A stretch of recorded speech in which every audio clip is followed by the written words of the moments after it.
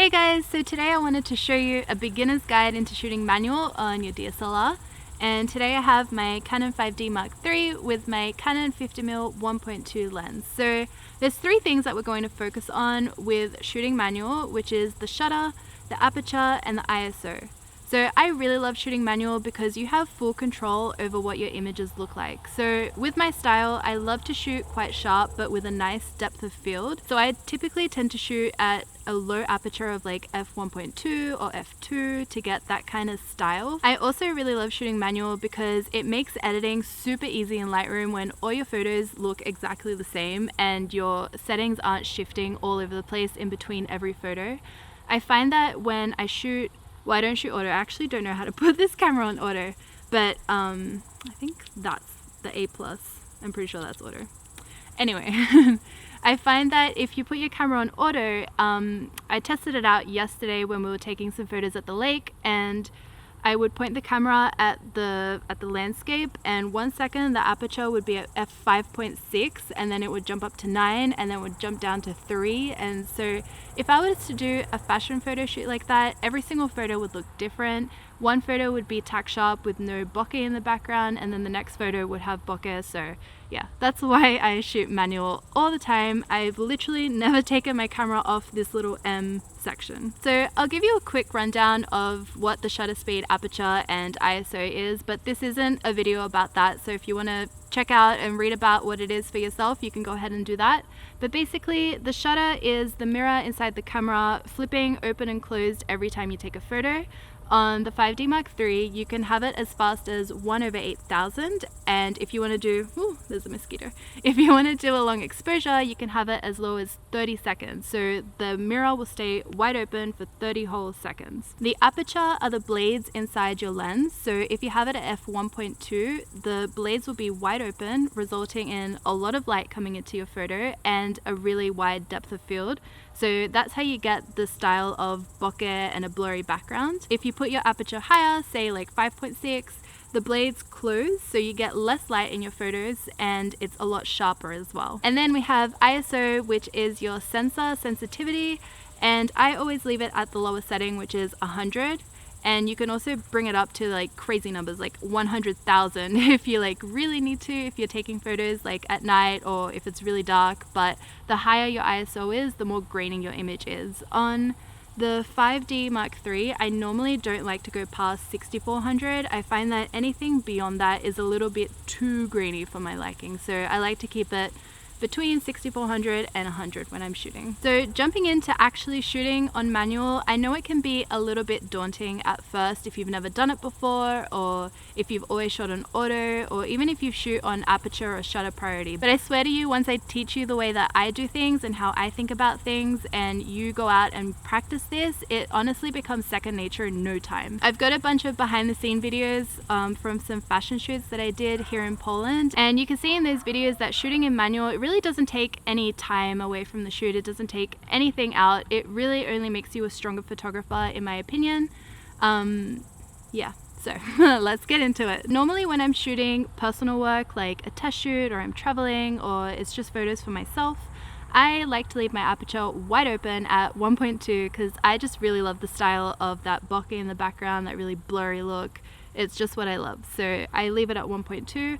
Otherwise, if I'm shooting client work, I still like to keep my style of having that blurry background, but I want to make sure that the images are super sharp. So I normally shoot, say, at f2 or 2.8, and then let's say if I'm shooting a landscape, I like to bring my aperture up even more to like 5.6 to make sure everything's tack sharp in the image. So with that in mind, the first thing that I do when I'm shooting manual is I select what aperture I want to be doing the shoot at. So let's say, for example, we're doing a client shoot, so I'm going to go ahead and set my aperture up to 2. So it's on f2, and that's pretty much where I leave it the entire day unless the lighting changes dramatically and it gets really dark. In that case, I'll just bring it down to like 1.2 for the last shots of the day if the sun has set already. But yeah, so we have our aperture at 2. The next thing I want to do is put my ISO down to 100. And once again, if I'm shooting out in the sunlight, ISO 100 is just where it stays. So you've got 2 out of 3 settings that are already set and are pretty much not going to change the entire shoot because you know, most of the time if you're shooting outdoors like me in natural light, it's pretty much just going to be sunny or cloudy, so you don't really need to change the settings unless you go into, say, doing weddings or you're doing travel photography where you get super different lighting conditions such as daytime and then nighttime. So the last thing that you need to set while you're shooting is the shutter speed, and that's the one that is the most important. I'm just going to use my surroundings around me right now and I've got my aperture at 2, my ISO at 100, and what I like to do is point the camera in the general direction where I'll be taking a photo, and looking at the evaluation meter, the lighting meter that's in the top here of the camera, and basically just getting the little line into the middle. So right now that's on shutter 200. So then I basically take a test shot and have a look at the photo, and more likely often than not the exposure will be correct. And then say if I'm shooting a model, I'll do a test shoot of the model, and if the lighting's good then I'll continue shooting. And if I look at it and I'm like, oh, it kind of looks dark, then I'll just bring my shutter down a little bit, take another test shot, and by then I'll be ready to shoot. So I basically do that for each location, each different lighting situation that I have for a fashion shoot. I'll get the model to stand in a spot, I'll take a test shot, and we're good. So if that all sounds pretty easy, that's because it kind of is. Like, honestly, you just need to practice a little bit, take your time, think about what you're doing. I have a few rules that I like to go by. So I always keep my ISO at 100 if I'm shooting in the daytime. There really isn't any reason to need to bring that up more unless it breaks one of the next rules that I'm about to tell you.